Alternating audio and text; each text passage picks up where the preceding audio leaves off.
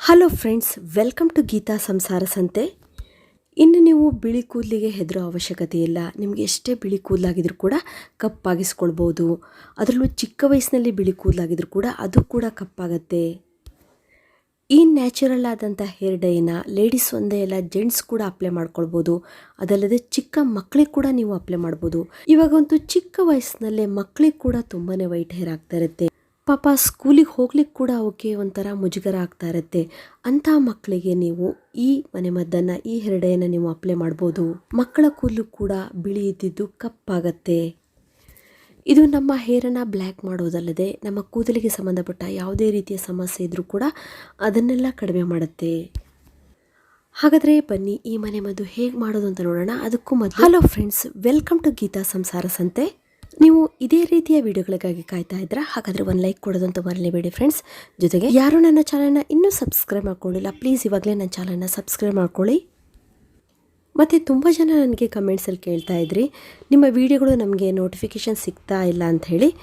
ನೀವು ಸಬ್ಸ್ಕ್ರೈಬ್ ಮಾಡ್ಕೊಳ್ಳೋದ್ರ ಜೊತೆಗೆ ಪಕ್ಕದಲ್ಲಿ ಒಂದು ಬೆಲ್ ಐಕನ್ ಇರುತ್ತೆ, ಅದನ್ನು ಕೂಡ ಪ್ರೆಸ್ ಮಾಡಿ. ಆವಾಗ ನನ್ನ ಎಲ್ಲ ವಿಡಿಯೋಗಳು ನಿಮಗೆ ಫಸ್ಟ್ ತಲುಪತ್ತೆ. ಇವಾಗ ಬನ್ನಿ, ನ್ಯಾಚುರಲ್ ಆಗಿರುವಂಥ ಹೇರ್ ಡೈ ಮಾಡಲಿಕ್ಕೆ ಬೇಕಾದಂಥ ಪದಾರ್ಥ ಯಾವುದು ಅಂತಂದರೆ ಸಾಸಿವೆ. ಈ ಸಾಸಿವೆ ನಮ್ಮ ಕೂದಲನ್ನು ಕಪ್ಪು ಮಾಡುತ್ತೆ, ಜೊತೆಗೆ ಹೇರ್ ಫಾಲನ್ನು ಕಂಟ್ರೋಲ್ ಮಾಡುತ್ತೆ. ಒಂದು ವೇಳೆ ನಿಮಗೆ ಪ್ರೀ ಮೆಚೂರ್ಡ್ ಗ್ರೇ ಹೇರ್ ಆಗ್ತಾ ಇದ್ರೂ ಕೂಡ ಅದನ್ನು ಕೂಡ ಇದು ಸರಿ ಮಾಡುತ್ತೆ.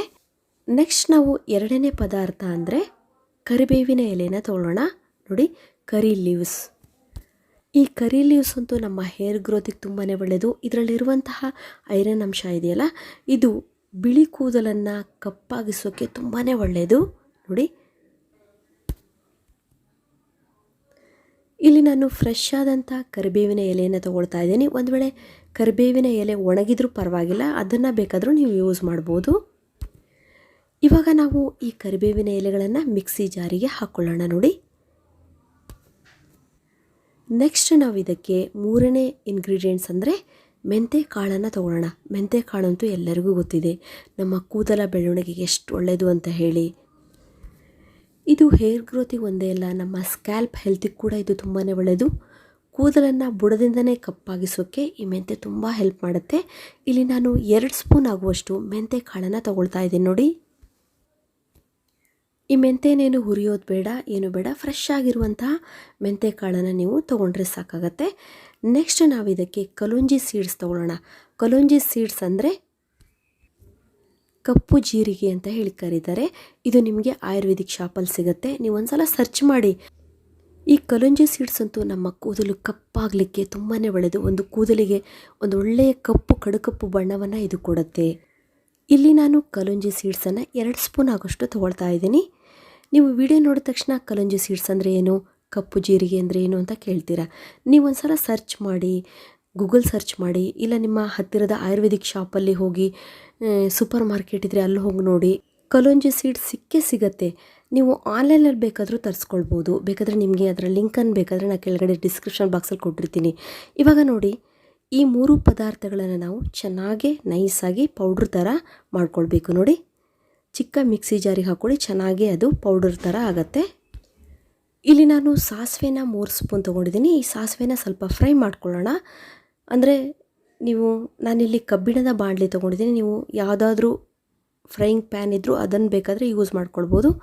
ಸಾಸಿವೆನ ಚೆನ್ನಾಗಿ ಹುರ್ಕೋಬೇಕು, ಅಂದರೆ ಸಾಸಿವೆ ಚೆನ್ನಾಗಿ ಕಪ್ಪಾಗಬೇಕು, ಆ ರೀತಿ ನೀವು ಫ್ರೈ ಮಾಡ್ಕೊಳ್ಬೇಕು. ನೋಡಿ, ಇದಕ್ಕೆ ಟೈಮ್ ಆಗತ್ತೆ, 1-2 ನಿಮಿಷನಾದರೂ ಬೇಕಾಗತ್ತೆ. ನೋಡಿ, ನೀವು ಹುರಿತಾ ಇದ್ದ ಹಾಗೆ ಅದು ಬಣ್ಣ ಕೂಡ ಚೇಂಜ್ ಆಗುತ್ತೆ. ಈ ರೀತಿ ಕಪ್ಪಾದ ತಕ್ಷಣ ಇದನ್ನು ನಾವು ಒಂದು ಪ್ಲೇಟಿಗೆ ಹಾಕ್ಕೊಳ್ಳೋಣ, ಯಾಕಂದರೆ ಅದು ಸ್ವಲ್ಪ ತಣ್ಣಗಾಗಬೇಕು, ಅದಕ್ಕೋಸ್ಕರ. ನೋಡಿ ಎಷ್ಟು ಚೆನ್ನಾಗಿ ಕಪ್ಪಾಗಿದೆ ಅಂತ ಹೇಳಿ. ತುಂಬ ಹುರಿಬೇಡಿ, ಬೂದಿ ಆಗೋವರೆಗೂ ಹುರಿಬೇಡಿ. ನೆಕ್ಸ್ಟ್ ನಾವು 3 ಇಂಗ್ರೀಡಿಯೆಂಟ್ಸನ್ನು ಹಾಕ್ಬಿಟ್ಟು ಪೌಡ್ರ್ ಮಾಡಿ ಇಟ್ಕೊಂಡಿದ್ದೀವಲ್ಲ, ಅದನ್ನು ಕೂಡ ಚೆನ್ನಾಗಿ ಫ್ರೈ ಮಾಡ್ಕೊಳ್ಳೋಣ. ಸ್ಟವನ್ನು ಮೀಡಿಯಮ್ ಫ್ಲೇಮಲ್ಲಿ ಇಟ್ಕೊಳ್ಳಿ. ನೋಡಿ, ಈ ರೀತಿ ಫ್ರೈ ಮಾಡ್ತಾ ಬನ್ನಿ. ಇಲ್ಲಿ ನಾವು ಕರಿಬೇವಿನ ಸೊಪ್ಪು, ಮೆಂತೆ ಮತ್ತು ಕಲೋಂಜಿ ಸೀಡ್ಸನ್ನು ಬಳಸಿದ್ದೀವಲ್ಲ, ಈ 3 ಪದಾರ್ಥಗಳು ನಮ್ಮ ಕೂದಲ ಬೆಳವಣಿಗೆಗಲ್ಲದೆ ಕೂದಲನ್ನು ಕಪ್ಪು ಮಾಡಲಿಕ್ಕೆ ತುಂಬಾ ಒಳ್ಳೆಯದು. ಇವಾಗ ನೋಡಿ, ಇದೆಲ್ಲ ಇವತ್ತಿನ ಮನೆಮದ್ದಲ್ಲ. ಹಿಂದೆಲ್ಲ ಇದೇ ಥರ ಪದಾರ್ಥಗಳನ್ನು ಬಳಸ್ಬಿಟ್ಟು ಅವರ ಕೂದಲನ್ನು ಕಪ್ಪಾಗಿಸ್ತಾ ಇದ್ರು. ನಾವು ಕೂದಲು ಬಿಳಿ ಆದಮೇಲೆ ಇದನ್ನು ಯೂಸ್ ಮಾಡ್ತೀವಿ. ಕೂದಲು ಬಿಳಿಯಾಗೋಕ್ಕಿಂತ ಮೊದಲೇ ಚಿಕ್ಕ ವಯಸ್ಸಿನಲ್ಲೇ ನಾವು ಇದನ್ನು ನಮ್ಮ ಕೂದಲಿಗೆ ಅಪ್ಲೈ ಮಾಡ್ತಾ ಬಂದರೆ ಒಂದು ಏಜ್ವರೆಗೂ ನಮ್ಮ ಕೂದಲು ತುಂಬಾ ಕಪ್ಪಾಗೇ ಇರುತ್ತೆ.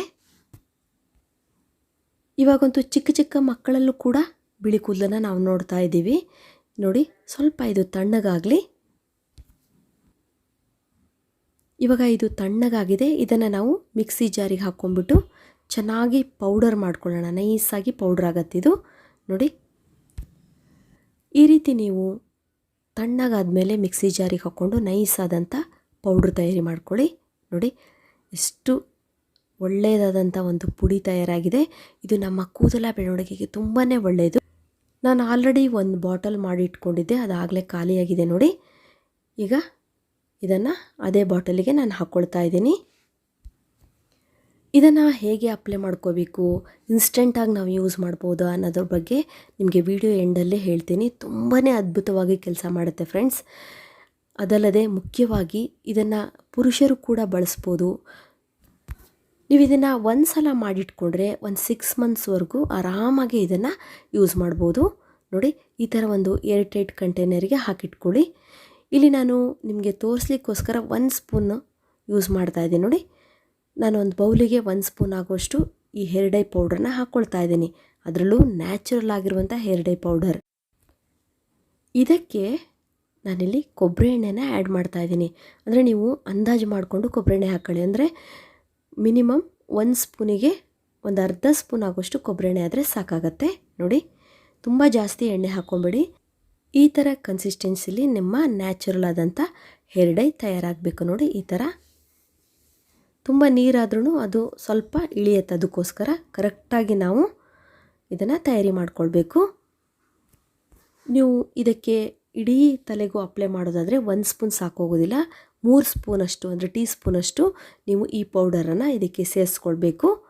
ಇಲ್ಲಿ ನೋಡಿ, ನಿಮಗೆ ಅಪ್ಲೈ ಮಾಡಿ ತೋರಿಸ್ತೀನಿ. ನನ್ನ ಹ್ಯಾಂಡಿಗೆ ನಾನು ಅಪ್ಲೈ ಮಾಡ್ಕೊಳ್ತಾ ಇದ್ದೀನಿ.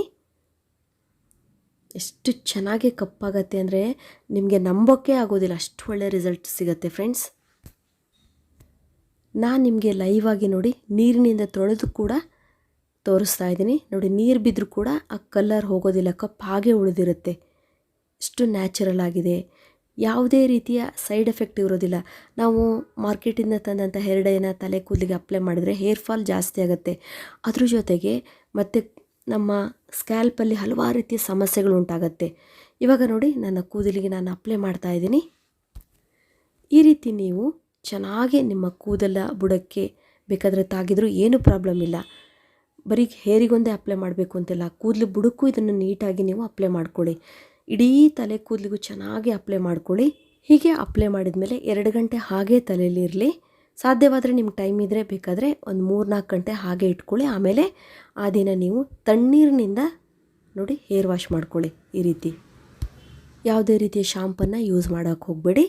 ನೆಕ್ಸ್ಟ್ ಡೇ ನೀವು ಹೇರ್ ವಾಶನ್ನು ಶಾಂಪೂನಿಂದ ಹೇರ್ ವಾಶ್ ಮಾಡ್ಕೊಳ್ಳಿ.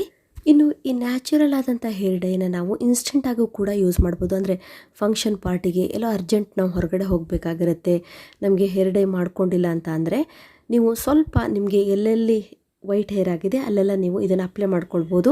ಬಿಳಿ ಕೂದಲು ಕಾಣಿಸ್ತಾ ಇದ್ದರೆ ಅದನ್ನು ನೀವು ಮರೆ ಮಾಡ್ಕೊಳ್ಬೋದು, ಅದನ್ನು ಕಪ್ಪಾಗಿಸ್ಕೊಳ್ಬೋದು. ತುಂಬ ಒಳ್ಳೆ ಇನ್ಸ್ಟೆಂಟಾಗಿ ನಿಮಗೆ ನಿಮ್ಮ ಕೂದಲು ಕಪ್ಪಾಗತ್ತೆ. ನೀವು ಕೂದಲಿಗೆ ಈ ರೀತಿ ಇದನ್ನು ಅಪ್ಲೈ ಮಾಡೋದ್ರಿಂದ ಚೆನ್ನಾಗಿ ಕೂದಲಿನ ಬುಡಕ್ಕೆ ಅಪ್ಲೈ ಮಾಡ್ತಾ ಬಂದರೆ ಬಿಳಿ ಕೂದಲು ನಿಧಾನವಾಗಿ ಕಪ್ಪಾಗ್ತಾ ಬರುತ್ತೆ ಮತ್ತು ಕೂದಲ ಬೆಳವಣಿಗೆ ಕೂಡ ಆಗುತ್ತೆ.